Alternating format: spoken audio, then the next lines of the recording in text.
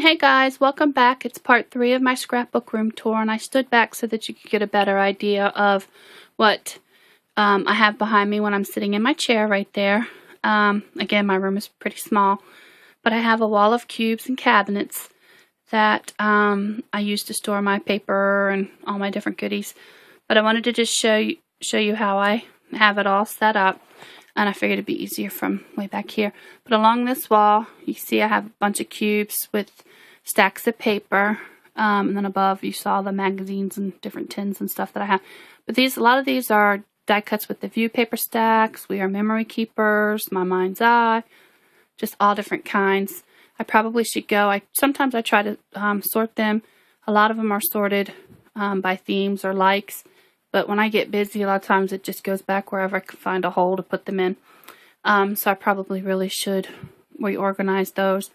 But when I did my cubes, I used to have the cubes on one of my other banquet tables, but I had I think an 8-foot table, and the weight was too much for the table, and it ended up collapsing. So anybody that has a lot of the Jet Max cubes on top of some of these old banquet tables, please make sure that you add some additional support. It was too late for me to salvage the table.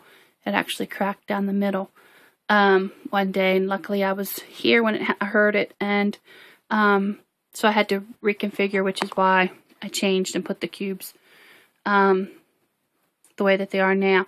But what I had done, just to save time and money, is I had spaced out my cubes. I'm going to try to point with my finger.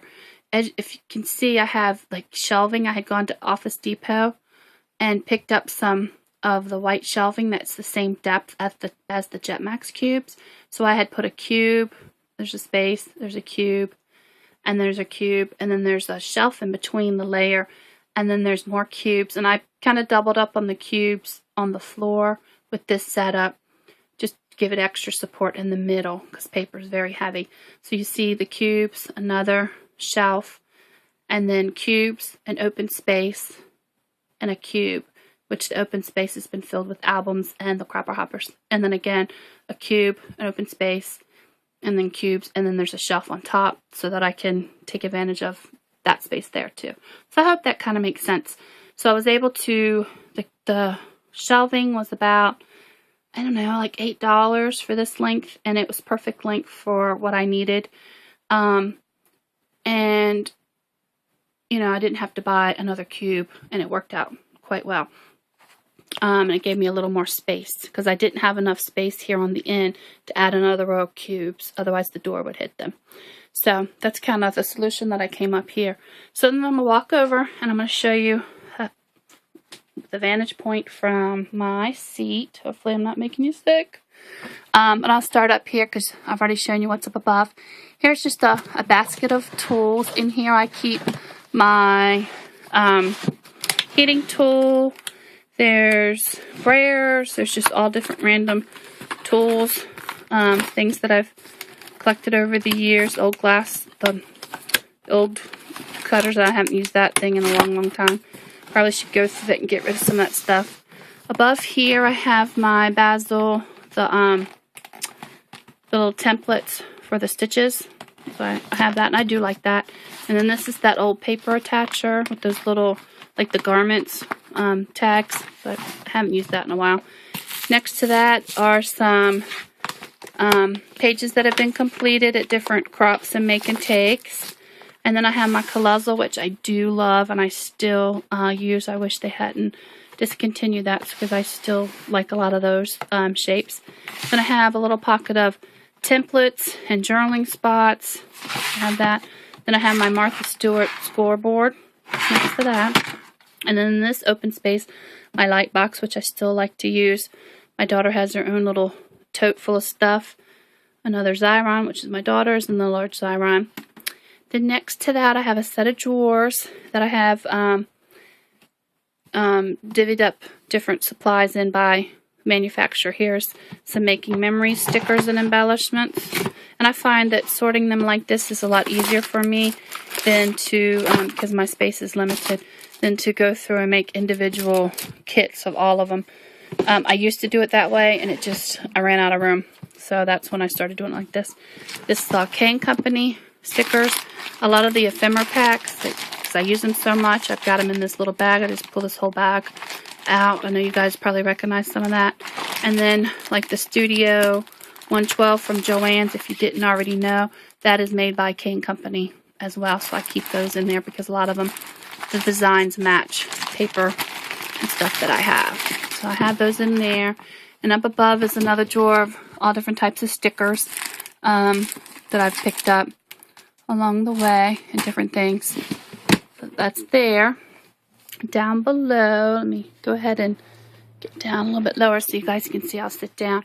Over here I have some different paper kits or different collections. If I've had room, I'll go ahead and try to make little sleeves. Like this is a whole bunch of embellishments and stuff that go with that paper, the KI Memories.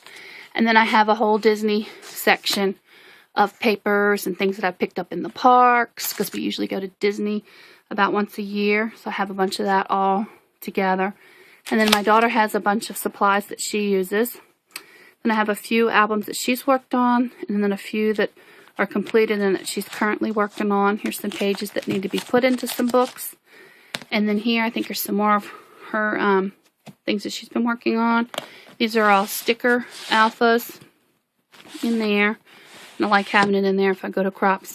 The old Fiskars templates, which I haven't even used in a long time. But I still have them. Sometimes I'll use them for the daycare kids. I have some more tools. I have the Silent Setter, which I still use. I'll take that with me to crops. Even though I have a crop dial, sometimes that works better for different brands.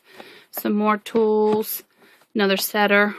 Down here are some embellishment centered things that I picked up from QVC years ago. I've been slowly using those up. And then down below is how I store my cardstock. I have it sorted by colors.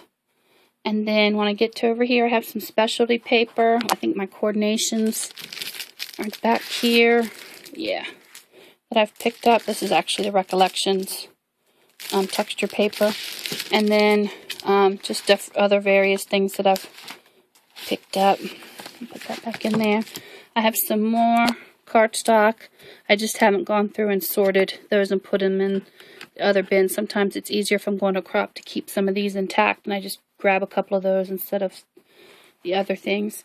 Then I have some glitter paper and some metallic paper over here. And I have a bunch of transparencies that I've picked up. A lot of these are from the Mighty Dollar.